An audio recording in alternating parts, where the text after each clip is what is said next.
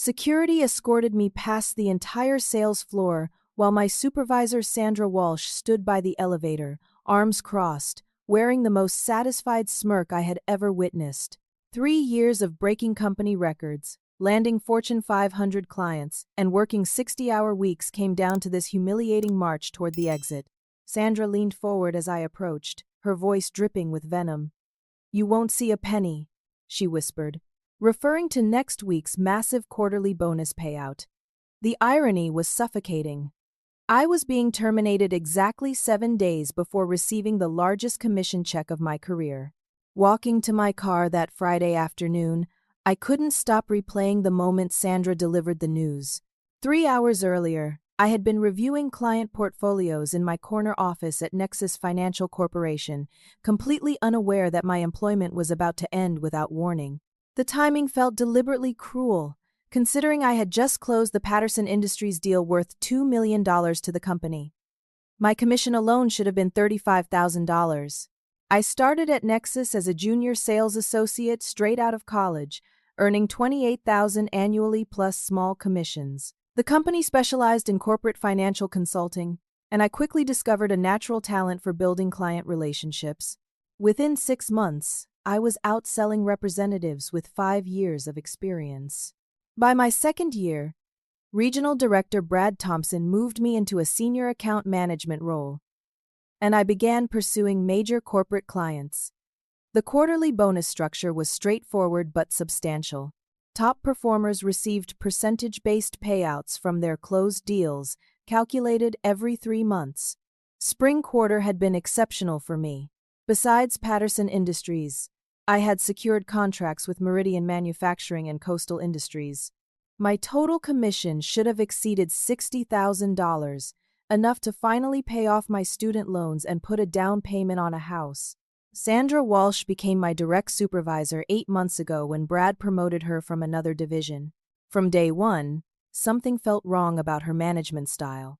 She insisted on attending all my client meetings, claiming she needed to maintain oversight of major accounts. During presentations, she would interrupt my explanations to offer her own insights, often contradicting strategies I had spent weeks developing. 2 months ago, I started noticing discrepancies in company records. Client contact reports listed Sandra as the primary relationship manager for accounts I had developed independently. When I questioned these entries during our weekly team meetings, she dismissed my concerns as administrative confusion and promised to correct the documentation. Nothing ever changed. The situation escalated when I discovered Sandra had been scheduling private follow-up meetings with my clients. Margaret Foster from Coastal Industries mentioned during a phone call that Sandra had visited their headquarters to discuss ongoing service improvements. Margaret seemed confused about why 2 different representatives were managing their account. I assured her that I remained their primary contact, but privately, I began questioning Sandra's motives. 3 weeks ago, I overheard a conversation that changed everything. I had returned to the office after hours to retrieve files for the next day's client presentation. The executive conference room was partially open, and I could hear Sandra's voice clearly. She was speaking with Brad Thompson about quarterly performance reviews. What I heard next made my blood run cold. "Angelina's numbers look too good," Sandra was saying. "The Patterson deal alone puts her commission over $35,000. Combined with her other accounts, we're looking at a $60,000 payout." Brad's response was even more chilling. "Can we delay the Patterson paperwork until next quarter?" Sandra laughed. "Better than that. I've been documenting performance issues for months. Late arrivals, missed deadlines, client complaints. We can justify termination and redistribute her commissions to other team members." I pressed myself against the hallway wall, heart pounding. They were discussing stealing my earned commissions by falsifying performance records. Every late arrival Sandra mentioned was from days I had stayed until 9 o'clock finishing project reports. The missed deadlines referenced work she had delayed by requesting endless revisions. Client complaints were entirely fabricated. "The timing has to be perfect," Brad continued. "Terminate her the Friday before bonus payouts. That way, her commissions revert to the general fund, and we can allocate them to other representatives as retention bonuses. Sandra's voice grew more animated. I've already prepared the documentation. Poor teamwork, failure to meet quality standards, inability to collaborate effectively. Plus, I have email trails supporting each allegation. I realized they had been systematically building a false case against me while I focused on exceeding sales targets. Every performance conversation, every revision request, every unnecessary meeting had been designed to create documentation supporting my termination. Sandra hadn't been trying to improve my work. She had been constructing evidence to steal my commissions. The most devastating revelation came next. Brad mentioned this wasn't their first time using this strategy. Remember how we handled Jessica Rivera's situation last year? Same approach, same timing. Saved the company over $40,000 in bonus payouts.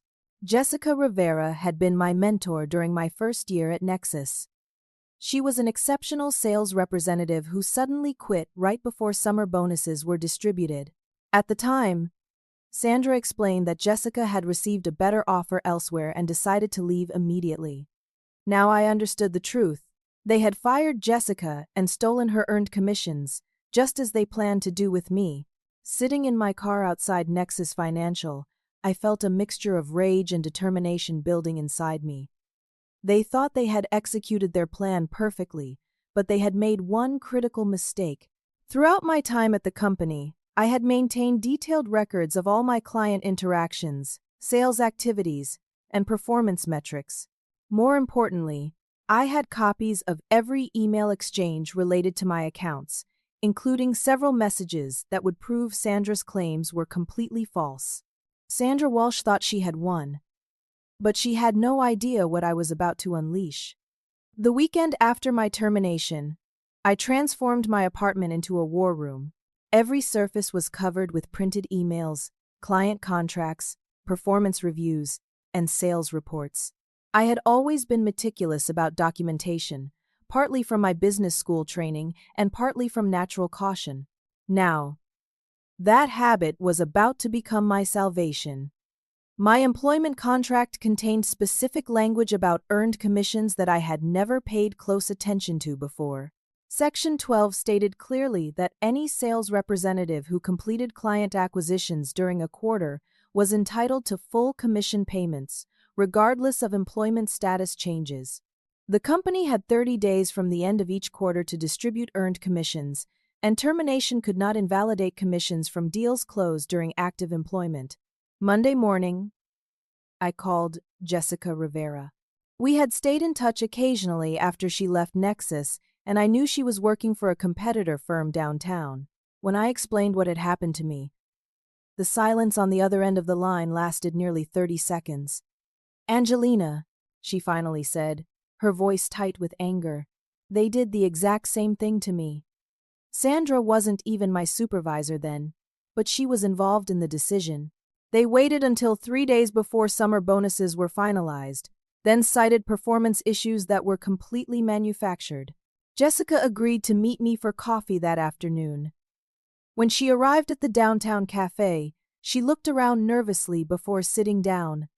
I never told anyone the whole story, she began, because I was afraid it would hurt my reputation in the industry. But what they did to you proves this is a pattern. She explained that her termination had followed the same script: sudden performance concerns that had never been mentioned during quarterly reviews, documentation of problems that didn't align with her actual work history.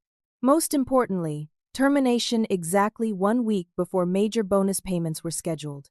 Jessica estimated they had stolen over $40,000 in earned commissions from her departure. The worst part, Jessica continued, was discovering they had redistributed my commissions to other sales reps as retention bonuses. My biggest clients specifically asked to work with me, but Sandra convinced management that other representatives could handle their accounts just as effectively. Jessica provided me with contact information for David Sterling, an employment attorney she had consulted after leaving Nexus. She never pursued legal action because she had already accepted another position and wanted to move forward. However, David had explained that her situation represented clear wage theft under state employment laws. Tuesday morning, I called David Sterling's office. His paralegal scheduled a consultation for that afternoon, explaining that he specialized in employment disputes and wage theft cases. When I arrived at his downtown law office, David listened carefully as I described Sandra's scheme and presented my documentation. David was a sharp, methodical attorney in his early 40s who had handled numerous employment cases against major corporations. As he reviewed my emails and contracts, his expression grew more serious. "This is textbook wage theft," he said, pointing to specific clauses in my employment agreement. "They cannot terminate you to avoid paying earned commissions. That's illegal under both state and federal labor laws." More importantly, David explained that my documentation was exceptionally strong.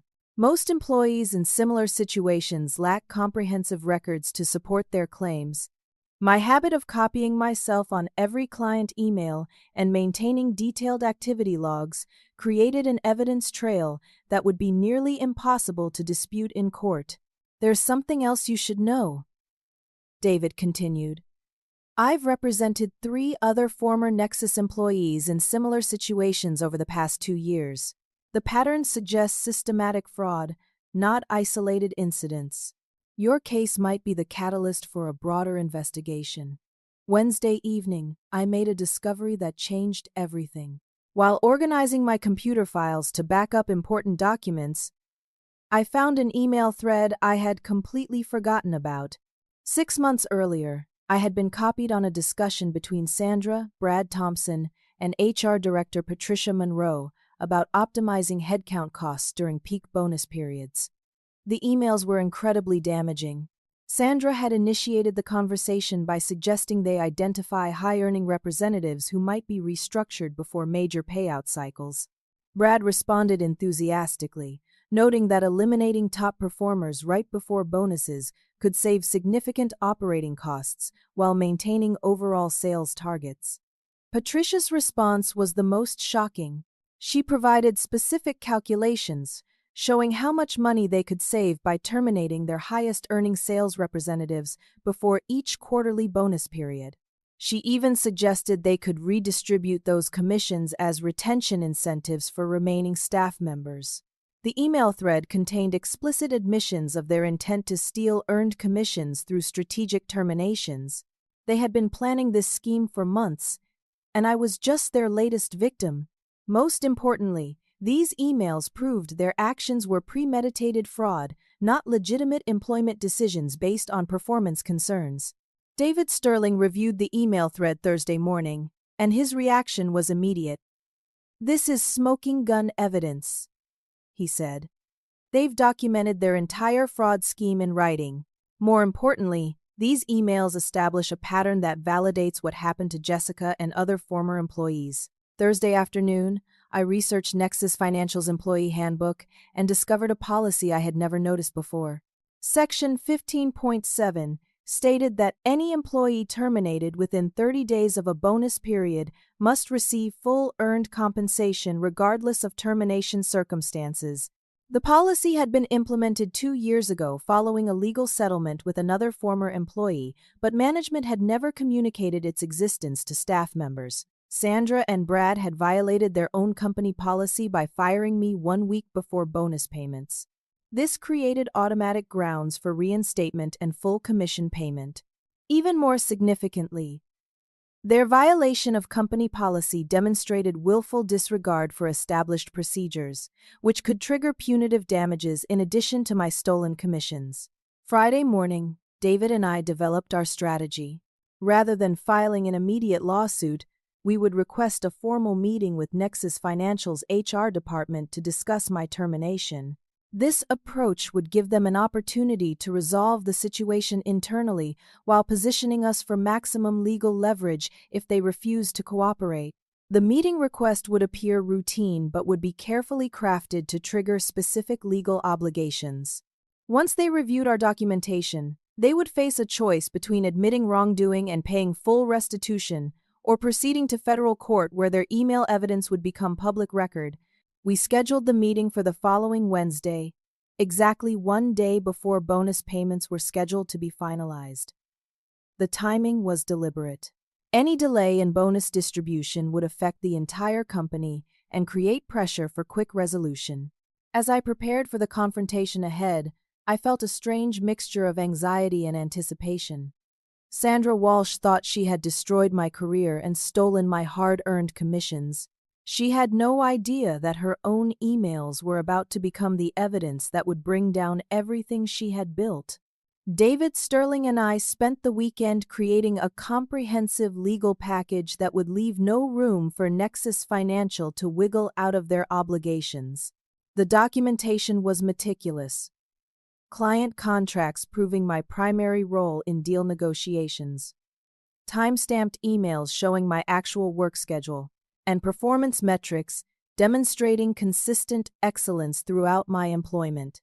Monday morning, I made a decision that felt both terrifying and empowering. I reached out directly to 3 of my major clients to request written testimonials about our working relationship. This was risky because contacting former clients after termination could be construed as soliciting business for competitors. However, David assured me that requesting testimonials for legal proceedings was protected activity. Margaret Foster from Coastal Industries responded immediately. "Angelina, I was shocked to hear about your departure from Nexus," she wrote. "You were exceptional to work with, and I specifically requested that all future communications go through you rather than other Nexus representatives.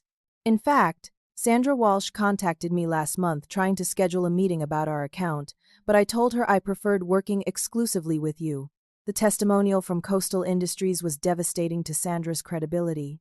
It proved that clients actively preferred working with me, and that Sandra had been trying to insert herself into relationships she didn't develop. More importantly, it showed that Sandra had been planning to take over my accounts even before my termination was finalized. Similar responses came from Patterson Industries and Meridian Manufacturing. Both clients confirmed that I had been their primary contact throughout the sales process and that they had never reported any performance issues or satisfaction concerns to Nexus management. These testimonials directly contradicted every allegation Sandra had included in my termination documentation. Tuesday afternoon brought an unexpected development. Tommy Chen, a junior sales representative on Sandra's team, called me privately. Tommy was nervous and spoke quietly, clearly concerned about being overheard. "Angelina, I need to tell you something about what's been happening since you left." Tommy explained that Sandra had been pressuring him to sign falsified client interaction reports. She wanted him to backdate documents showing that he had been involved in client meetings that I had handled independently. When Tommy questioned the accuracy of these reports, Sandra threatened his job security and suggested that team players don't ask unnecessary questions. More importantly, Tommy revealed that Sandra had made similar requests to other junior representatives. She was systematically rewriting the history of client relationships to diminish my role and enhance her own contributions. The falsified documentation was apparently intended to support her claim that my termination wouldn't disrupt client relationships because other team members had been involved all along. Tommy agreed to provide written testimony about Sandra's documentation fraud. His statement would prove that Sandra's evidence was not only false but had been deliberately fabricated after my termination was decided. This transformed the situation from employment dispute to active evidence tampering. Wednesday morning, as David and I prepared for our meeting with Nexus Financial, I received a phone call that made my blood run cold. The caller identified himself as someone concerned about my legal activities and suggested that I should let sleeping dogs lie rather than pursuing action against my former employer. The caller knew specific details about my case that should have been confidential. He referenced the email thread I had discovered and mentioned David Sterling by name. Most unsettling, he knew my home address and mentioned that I drove a blue Honda Civic, details that suggested I had been under surveillance. Smart professionals know when to walk away from situations that could become complicated, the caller said. Sometimes pursuing justice costs more than it's worth, especially when people start asking questions about other aspects of your background. The implicit threat was clear. Someone with access to inside information about my case was trying to intimidate me into dropping my legal action. This suggested that news of my planned meeting had reached higher levels of Nexus management than I had anticipated. David's reaction to the threatening phone call was immediate and decisive. "This changes everything," he said. "Witness intimidation is a federal crime. They've just escalated this from employment dispute to criminal activity. We contacted FBI agent Rachel Morrison, who specialized in white-collar crime cases. David had worked with her on previous employment fraud investigations. Agent Morrison listened carefully to our description of the threatening call and requested copies of all our documentation related to the Nexus case. Based on what you're describing," Agent Morrison said, "this appears to be part of a larger pattern of corporate fraud. The intimidation tactics suggest they're trying to prevent exposure of more extensive criminal activity." Agent Morrison explained that systematic wage theft often indicates broader financial crimes. Companies that steal earned commissions frequently engage in tax fraud, securities violations, and other federal offenses. My case might be the visible tip of a much larger criminal enterprise. Wednesday afternoon, as I drove to Nexus Financial for our scheduled meeting with HR, I felt a strange combination of fear and determination.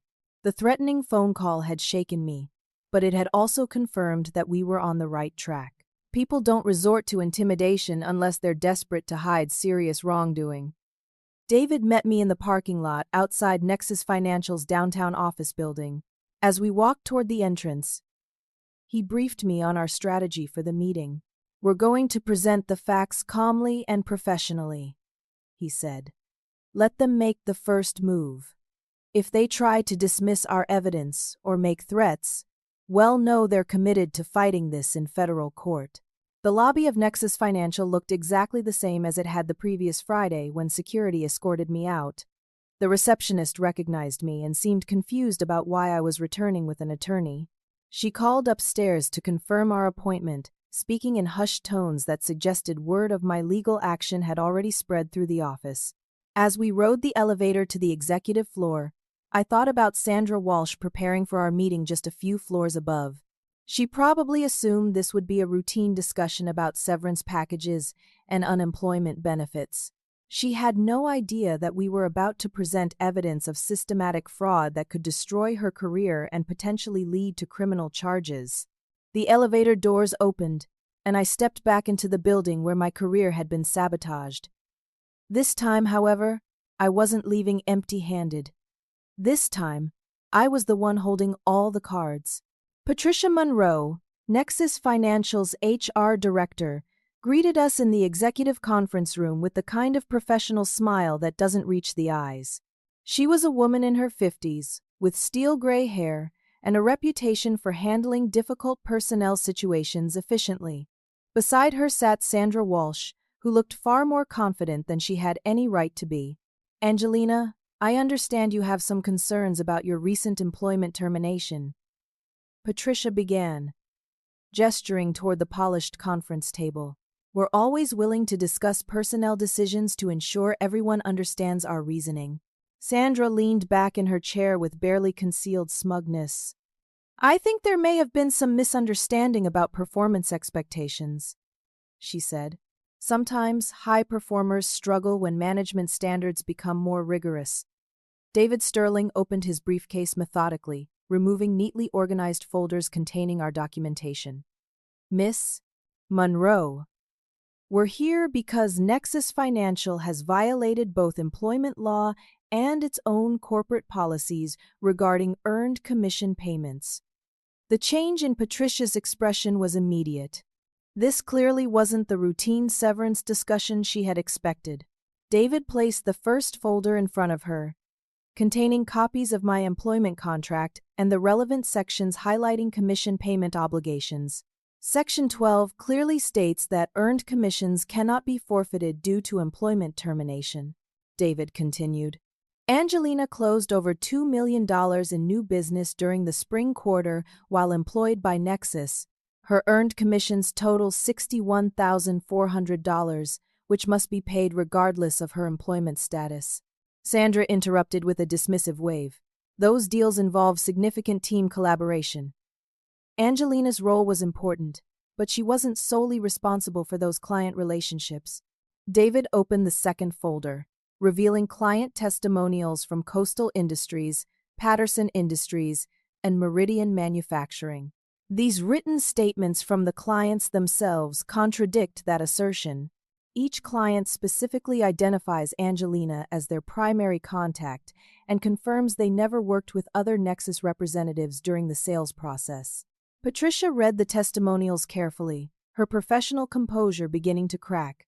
The client statements were unambiguous about my primary role in developing their business relationships. Sandra's claims about team collaboration were completely contradicted by the people who actually signed the contracts. There's more, David continued, opening the third folder. We have documentation showing that Miss Walsh has been systematically falsifying client interaction reports and pressuring junior staff members to sign backdated documents supporting false narratives about client relationship development. Tommy Chen's written statement detailed Sandra's attempts to coerce him into signing fraudulent reports. His testimony proved that Sandra had been actively manufacturing evidence to support her claims about team involvement in my client relationships. Sandra's confidence finally began to waver. "That's ridiculous," she stammered. Tommy must have misunderstood some routine administrative procedures. David placed the fourth folder directly in front of Patricia, containing the email thread I had discovered. This folder contains email communications between Miss Walsh, Brad Thompson, and your office discussing plans to terminate high-earning sales representatives before bonus payouts to reduce company costs. Patricia's face went pale as she read the first email. The conversation was explicit about their intent to steal earned commissions through strategic terminations. Sandra's own words proved that my firing was motivated by financial calculation rather than performance concerns. These emails demonstrate premeditated wage theft, David continued. More importantly, they establish a pattern affecting multiple former employees. This isn't an isolated incident but systematic fraud designed to steal earned compensation from successful sales representatives. Sandra tried to interrupt, but Patricia held up her hand for silence. She was reading each email carefully, and with every line, her expression grew more serious. The documentation proved conclusively that Sandra had been lying about my performance and had participated in a deliberate scheme to steal my commissions. Finally, David said, opening the last folder, Nexus Financial's own employee handbook contains Section 15.7, which requires full commission payment for any employee terminated within 30 days of a bonus period. This policy was implemented 2 years ago and remains in effect. Patricia stared at the policy document in disbelief. Sandra's termination of me had violated the company's own written procedures. Even if they could justify my firing based on performance, they were still legally obligated to pay my earned commissions under their own policy. Miss Walsh, Patricia said slowly, were you aware of Section 15.7 when you recommended Angelina's termination? Sandra's response was fatal to her position. That policy is outdated and doesn't apply to performance-based terminations, she said defensively. David immediately pounced on her admission. Miss Walsh has just confirmed that she was aware of the policy but chose to ignore it. This demonstrates willful violation of established corporate procedures. At that moment, the conference room door opened unexpectedly. CEO Jonathan Blackwood entered with Legal Director Susan Park, both looking grim. Patricia's face went completely white, and Sandra actually jumped in her chair. We've been monitoring this meeting, Jonathan announced without preamble. What we've heard is extremely concerning. Susan Park took a seat at the head of the table, her expression stern. Miss Walsh, your admission about knowing the commission protection policy but ignoring it constitutes willful violation of corporate procedures. More importantly, the email evidence suggests systematic fraud that could trigger federal investigation. Sandra tried to speak, but Susan cut her off. Mr. Sterling, I need you to know that Nexus Financial is currently under preliminary review by federal authorities for potential wage theft violations. Multiple former employees have filed complaints with the Department of Labor, and your client's case appears to be the final piece triggering comprehensive investigation. The room fell silent. David and I exchanged glances, realizing that our individual case had just become part of a much larger federal investigation. Sandra looked like she was about to be sick, and Patricia appeared to be calculating damage control strategies. The emails your client discovered prove intent to defraud employees of earned compensation, Susan continued. Combined with the other complaints we've received, this creates liability far beyond individual settlement negotiations. Jonathan Blackwood leaned forward grimly. Miss Walsh, your employment with Nexus Financial is terminated effective immediately.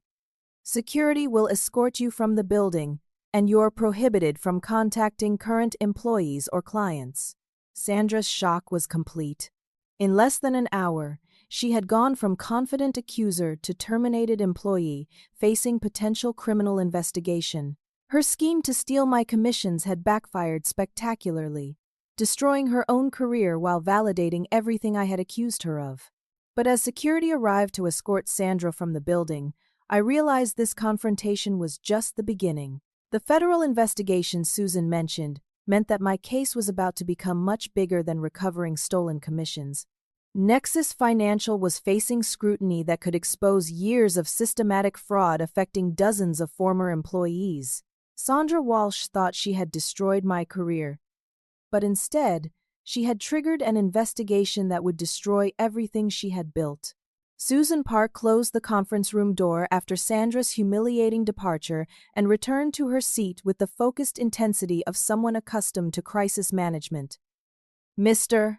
Sterling, I need to be completely transparent with you about the federal investigation currently underway.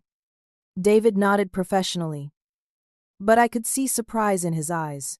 We had expected a routine employment dispute, not federal criminal investigation. What specific agencies are involved? He asked. The Department of Labor, FBI Financial Crimes Division, and IRS Criminal Investigation Unit, Susan replied. Nexus Financial has been under scrutiny for 18 months following complaints from 7 former employees. Your client's documentation provides crucial missing evidence about management's intent to systematically steal earned compensation. Jonathan Blackwood looked exhausted as he explained the scope of their legal problems. The preliminary investigation suggested isolated incidents of poor record-keeping and administrative errors. However, the emails your client discovered proved deliberate coordination between management and HR to defraud employees of earned compensation. Susan opened her own folder, revealing documents I hadn't seen before. These are complaint records from other former employees, alleging similar treatment.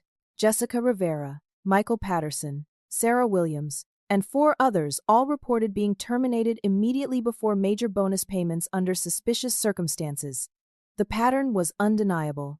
Each former employee had been fired within days of major commission payouts, always citing sudden performance concerns that hadn't been documented in previous reviews.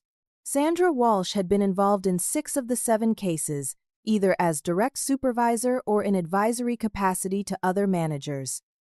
Miss Park, David said carefully, what specific criminal charges are being considered? Susan's answer was comprehensive and damning. Wire fraud for electronic manipulation of payroll records, tax evasion for failing to report stolen wages as company income, racketeering for systematic coordination of fraudulent activities, and obstruction of justice for destroying evidence related to the investigation. The criminal charges carried potential prison sentences measured in years, not months. More immediately relevant to my situation, federal prosecution would require Nexus Financial to demonstrate full cooperation by making complete restitution to all affected former employees. The company's position, Jonathan continued, is that we were unaware of the systematic nature of these violations. Sandra Walsh, Brad Thompson, and Patricia Monroe appear to have been operating independently of senior management oversight. David's expression suggested he found that explanation insufficient. Mr. Blackwood, The email evidence shows these activities occurred over multiple years, involving dozens of employee terminations. Senior management's claim of ignorance will be difficult to sustain during federal investigation. Susan placed additional documents on the table. These are internal audit reports from the past 3 years, showing unusual patterns in bonus distributions and employee termination timing. The auditors flagged these irregularities for management review, but no corrective action was taken. The audit reports proved that senior management had been warned about suspicious patterns but failed to investigate or correct the problems. Their claim of ignorance was contradicted by their own internal documentation. Federal investigators would view this as willful blindness to obvious criminal activity. At that moment, Susan's phone buzzed with an urgent notification. As she read the message, her expression grew even more serious. "Mr. Sterling, I just received confirmation that FBI agents are executing search warrants at Brad Thompson's residence and Sandra Walsh's apartment. They're collecting electronic devices and financial records related to the wage theft investigation." The federal investigation had escalated beyond preliminary review to active evidence collection. Sandra and Brad were now criminal suspects facing immediate scrutiny of their personal finances and electronic communications. Their scheme had triggered the full attention of federal law enforcement. David leaned forward intently. "Miss Park, what timeline are we looking at for resolution of my client's individual claims?" Susan's response was immediate. "Nexus Financial is prepared to offer complete restitution plus punitive damages to demonstrate our cooperation with federal authorities. We need this resolved quickly to avoid appearing obstructive to the ongoing investigation." The company's desperation was obvious. They needed to settle my case immediately, to show federal investigators that they were taking corrective action and making victims whole. Their fear of criminal prosecution gave us enormous leverage in negotiation. "However," Susan continued, "there's been a complicating development. Sandra Walsh has hired criminal defense attorney Robert Chen, who's advised her to claim that she was following orders from senior management. She's apparently prepared to testify that the wage theft scheme was directed by executives above her level." Sandra's desperate attempt to save herself was creating additional problems for Nexus Financial. If she successfully convinced federal investigators that senior management had directed the fraud, criminal charges could extend much higher up the corporate hierarchy. The company needed to resolve my case before Sandra's testimony could implicate additional executives. Jonathan Blackwood looked directly at me for the first time since entering the room.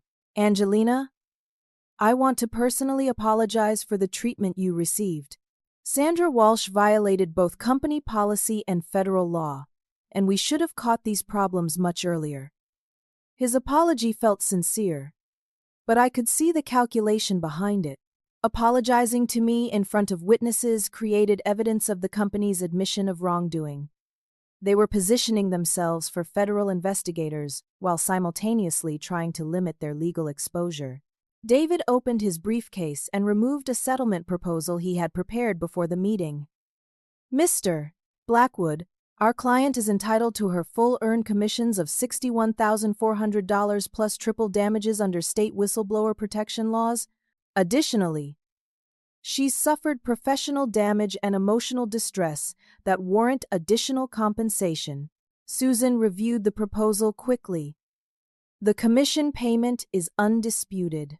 However, the punitive damages calculation seems aggressive given that the violations were committed by individual employees rather than company policy." David's response was immediate and pointed. "Miss Park, the audit reports you've shown us prove that senior management was aware of suspicious patterns but failed to investigate or correct obvious problems. That constitutes corporate negligence that enabled systematic fraud." The negotiation continued for another hour, with both sides recognizing that federal investigation created urgency for quick resolution. Nexus Financial needed to demonstrate cooperation with authorities, while we wanted to secure full compensation before the criminal case potentially complicated civil proceedings. Finally, Susan made an offer that surprised everyone in the room. Nexus Financial will pay full earned commissions plus 200% punitive damages totaling $184,200. Additionally, will provide written recommendation letters and agree not to contest unemployment benefits or professional references. The settlement was far more generous than I had expected, but it reflected the company's desperation to avoid appearing uncooperative with federal authorities. They were paying premium compensation to demonstrate that they were making victims whole without being forced to do so by court order. As David reviewed the settlement terms, I realized that Sandra Walsh's scheme had backfired completely. Her attempt to steal my $60,000 commission had triggered a federal investigation that would destroy her career, result in criminal charges, and ultimately cost Nexus Financial nearly $200,000 in settlement payments. Justice was finally within reach, but the scope of vindication exceeded anything I had imagined when this nightmare began. The settlement meeting concluded with Susan Park scheduling a formal signing ceremony for Friday morning. But Thursday brought developments that transformed my individual case into something much larger. FBI agent Rachel Morrison contacted David Sterling directly to request my cooperation as a key witness in the expanding federal investigation. Miss Rivera, Agent Morrison explained during our meeting at the federal building downtown, your documentation has become the cornerstone of our case against Nexus Financial. The emails you discovered prove intent and coordination that we couldn't establish through other victims' testimony alone. The federal investigation had expanded beyond simple wage theft to encompass securities fraud, tax evasion, and conspiracy charges. Sandra Walsh and Brad Thompson were facing criminal prosecution, while senior management at Nexus Financial confronted potential charges of willful blindness to obvious criminal activity. Agent Morrison explained that my meticulous record-keeping was unusual among fraud victims. Most employees don't maintain comprehensive documentation of their workplace activities. Your evidence provides prosecutors with a complete timeline of fraudulent activities and proves the systematic nature of the scheme.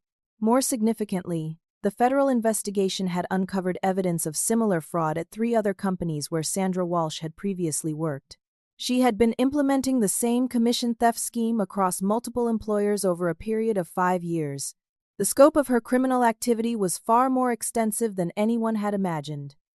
The pattern suggests Miss Walsh was operating a deliberate career strategy.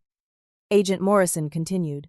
She would accept management positions at companies with substantial commission structures, implement fraudulent termination schemes to steal earned wages, and then move to new employers before her activities were discovered. Thursday afternoon, Brad Thompson was arrested at his home on federal charges of wire fraud, conspiracy to commit theft, and obstruction of justice. His arrest was the result of evidence found during the search warrant execution, including personal financial records showing unexplained income that corresponded with stolen commission amounts. David Sterling called me with updates as they developed. Brad's arrest changes everything, he said. His personal financial records show he was receiving direct payments related to the stolen commissions. This proves the fraud went beyond simply avoiding company bonus payments to active embezzlement of employee compensation. Brad's embezzlement added federal felony charges that carried potential prison sentences of 10 to 20 years. More importantly for my case, it demonstrated that the wage theft scheme was personally profitable for management, not just a cost-saving measure for Nexus Financial. Friday morning's settlement signing became a media event when local news stations learned about the federal investigation and my role as the key witness who exposed the fraud. Susan Park and Jonathan Blackwood appeared uncomfortable with the attention, but they proceeded with the ceremony to demonstrate their cooperation with federal authorities. As I signed the settlement documents, Susan made a statement to the assembled reporters. Nexus Financial is committed to making complete restitution to all affected former employees and implementing comprehensive reforms to prevent future violations of employment law. The settlement payment was substantial, but the public vindication was even more satisfying. Local news coverage described me as the whistleblower whose documentation had exposed systematic fraud affecting dozens of employees across multiple companies. Sandra Walsh's attempt to silence me had instead amplified my voice to reach thousands of people. Friday afternoon brought the most satisfying development of all. Sandra Walsh was arrested at her apartment on federal charges, including wire fraud, conspiracy, money laundering, and witness intimidation. The witness intimidation charge related to the threatening phone call I had received, which federal investigators had traced to her personal cell phone. Agent Morrison called to inform me of Sandra's arrest. The intimidation charge was particularly helpful, she explained. It demonstrates consciousness of guilt and willingness to commit additional crimes to cover up the original fraud. Prosecutors love that kind of evidence because it shows the defendant knew their actions were criminal. Sandra's arrest was covered extensively by local media, with reporters describing her as the mastermind of a multi-company fraud scheme that had stolen hundreds of thousands of dollars from unsuspecting employees. The woman who had smugly told me I wouldn't see a penny was now facing potential prison time measured in decades. Monday morning, I received a call from Patricia Monroe, who had been terminated by Nexus Financial following the investigation. She was crying as she apologized for her role in the fraud and begged me not to pursue additional legal action against her personally. I was following Sandra's recommendations, Patricia sobbed. She convinced me that the terminations were necessary for company financial stability. I never realized she was personally profiting from stolen commissions. Patricia's cooperation with federal investigators had earned her immunity from prosecution in exchange for testimony against Sandra and Brad. Her emotional call demonstrated how completely Sandra's scheme had unraveled, destroying the careers of everyone who had trusted her recommendations. The federal investigation continued expanding as more victims came forward following news coverage of my case. By the end of the month, investigators had identified 17 additional former employees who had been defrauded using Sandra's termination scheme. The total amount of stolen wages exceeded $400,000 across multiple companies in several years. David Sterling helped coordinate a class action lawsuit against Sandra Walsh personally, seeking recovery of stolen wages and punitive damages from her personal assets. The criminal investigation had revealed that Sandra owned real estate and investment accounts funded by her fraud proceeds, providing potential sources for victim compensation. 6 months later, Sandra Walsh pleaded guilty to federal fraud charges and was sentenced to 7 years in prison, plus restitution of $480,000 to her victims. Brad Thompson received 5 years in prison and forfeiture of all assets purchased with stolen commission money. The criminal convictions provided complete vindication of everything I had alleged about their fraud scheme.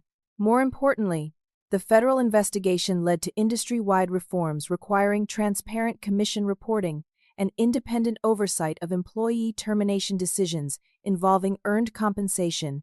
My settlement with Nexus Financial provided financial security, but the broader impact of exposing Sandra's fraud created lasting change that would protect other employees from similar victimization. The woman who had tried to steal my career had instead triggered reforms that strengthened employment protections for thousands of workers. Justice had been served in ways I never could have imagined when Sandra Walsh smugly told me I wouldn't see a penny. Her arrogance and greed had ultimately destroyed everything she had built while elevating me to national recognition as a whistleblower who refused to be silenced. 1 year after Sandra Walsh's arrest, I was invited to testify before a congressional subcommittee examining workplace fraud and employee protection laws. Sitting in the witness chair in Washington, D.C., I reflected on the journey from terminated employee to nationally recognized advocate for workers' rights. The settlement from Nexus Financial had provided immediate financial relief, allowing me to pay off student loans and purchase a home. However, the broader impact of my case created opportunities I never could have anticipated. Employment law firms across the country contacted me about consulting on similar cases, and business schools invited me to speak about documentation and employee rights. 3 months after my termination, I accepted a senior position with Morrison & Associates, a corporate consulting firm that specialized in ethical business practices. My experience with fraud had given me unique insights into protecting companies from the legal liability created by unethical management practices. My new employer, Catherine Morrison, was particularly interested in my documentation skills and attention to detail.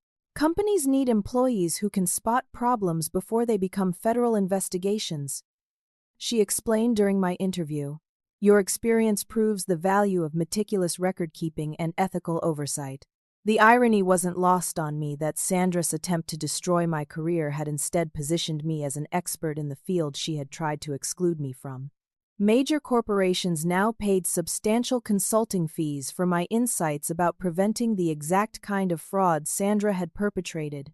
6 months into my new position, I received an unexpected call from Margaret Foster at Coastal Industries.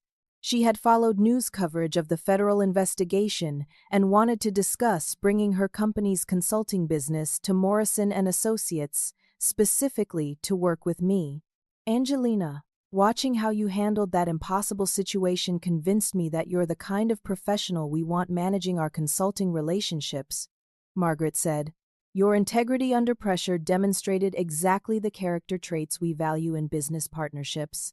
Within a year, I had helped Morrison & Associates secure contracts with 6 major corporations whose executives had been impressed by media coverage of my whistleblower activities. Sandra's attempt to ruin my professional reputation had instead enhanced it beyond anything I could have achieved through normal career advancement. The federal investigation continued expanding, ultimately encompassing fraud at 12 different companies where Sandra had implemented commission theft schemes. The total amount of stolen wages exceeded $1.2 million, making it one of the largest employment fraud cases prosecuted in our region. More importantly, the investigation led to congressional hearings that resulted in new federal legislation strengthening protection for earned commissions and requiring mandatory reporting of patterns in employee termination timing. The Stolen Wages Prevention Act, passed 18 months after Sandra's conviction, created automatic triggers for federal investigation whenever companies showed suspicious patterns in bonus period terminations. David Sterling invited me to speak at the law school where he taught employment law courses. Standing before future attorneys, I emphasized the importance of comprehensive documentation in protecting both employees and employers from fraud. The lesson from my experience isn't just about individual justice, I told the law students. It's about how one person's refusal to accept injustice can create systemic change that protects thousands of other workers. Documentation isn't just paperwork. It's evidence that can expose patterns of abuse and trigger reforms that prevent future victimization. During my testimony before Congress, I was asked what advice I would give to employees who suspect workplace fraud but fear retaliation for reporting it. My answer reflected everything I had learned from confronting Sandra Walsh's scheme. Document everything, seek qualified legal counsel, and remember that staying silent enables fraudsters to victimize additional people, I said. The intimidation tactics employers use to discourage whistleblowing prove they know their actions are illegal. Your evidence might be the key that exposes systematic abuse affecting dozens of colleagues. 2 years after my termination from Nexus Financial, Sandra Walsh was serving her prison sentence while I was recognized by the Department of Labor for my contribution to employment fraud prevention. The contrast couldn't have been starker between her fall from corporate power to federal inmate and my rise from terminated employee to national advocate. The most satisfying aspect of my vindication wasn't the financial settlement or professional recognition, but the knowledge that Sandra's fraud scheme had been permanently dismantled. Federal oversight required Nexus Financial to implement independent monitoring of termination decisions and transparent reporting of commission calculations. Future employees would be protected from the abuse I had experienced. Jessica Rivera and I remained in contact, both serving on advisory committees for employment rights organizations. Our shared experience of victimization had evolved into collaborative advocacy for systematic reform. Jessica often remarked that our willingness to speak publicly about workplace fraud had encouraged other victims to come forward with similar experiences. The broader lesson from confronting Sandra Walsh extended beyond employment law to fundamental questions about integrity and courage. Her scheme succeeded initially because most victims accepted unfair treatment rather than challenging powerful people who seemed untouchable. My refusal to remain silent had demonstrated that comprehensive documentation and legal expertise could overcome seemingly impossible odds. Looking back on the day Sandra smugly told me I wouldn't see a penny, I realized she had been completely wrong about everything. I didn't just see my stolen commissions. I received nearly $200,000 in settlement payments. I didn't lose my career. I gained national recognition and consulting opportunities that exceeded my previous position. Most importantly, I didn't remain silent about injustice. I became a voice for reform that protected thousands of other employees. Sandra Walsh thought she was destroying my future, but she had actually been constructing the foundation for everything I accomplished afterward. Her arrogance and illegal actions had provided the evidence that launched my advocacy career and triggered reforms that became her permanent legacy. The experience taught me that justice isn't just about individual vindication. It's about using personal challenges to create positive change that extends far beyond your own situation. Sometimes the worst thing that happens to you becomes the catalyst for the best things you accomplish in response. Have you ever experienced workplace injustice that made you question whether fighting back was worth the risk? I'd love to hear about your experiences in the comments below. And I hope my story encourages you to document everything and seek qualified help when you face similar challenges. Please like this video if it provided insights about protecting yourself from workplace fraud. Subscribe for more stories about standing up to injustice, and share this with anyone who might benefit from understanding their employment rights. Thank you for listening to my story, and I wish you the courage to fight for what's right in your own life, no matter how impossible the odds might seem.